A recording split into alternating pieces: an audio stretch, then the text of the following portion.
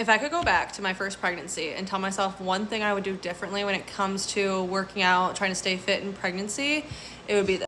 So I strength trained through my pregnancies. I was like, okay, I'm gonna do my workouts. I just did the same workouts that I was always doing. I did some modifications for pregnancy, but that was really about it. And so while labor was fine, my labor was so much faster my second time around than my first time around. And it could just be like first time mom, second time mom.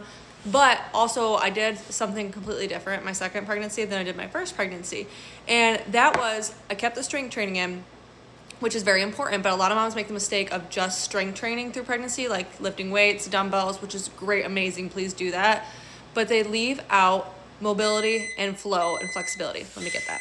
The thing I see a lot with moms is they'll be like, I strength trained through pregnancy, I worked out all the time, but I still had a really long labor and it was hard pushing, all the things, still didn't have like the birth that they wanted. And while that's not necessary to say like they're correlated 100%, there are other things that could play into it. It could be a piece of it, because strength training, what you're doing is it's a lot of clenching, it's a lot of being tight, it's like a lot of holding your pelvic floor, contracting your core. When preparing for birth, you need to relax. You need to let everything relax. That's why mobility and flexibility and working on pelvic floor relaxation techniques is so crucial. And that's what I did during my second pregnancy, especially the third trimester. And it made a world of difference. My daughter, I started having contractions at 3 a.m. Literally the very first contractions I had were about 3:30, and that was when they're still pretty far apart. She was born at 9 a.m.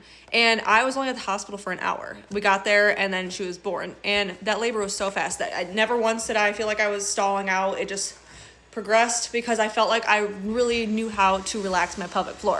This is why I have such an emphasis on doing connection breaths during pregnancy and postpartum, because what you're doing is you practicing contracting your pelvic floor, which is like you're doing the engagement part where we're like holding your pelvic floor, like think of it almost like you're stopping your pee.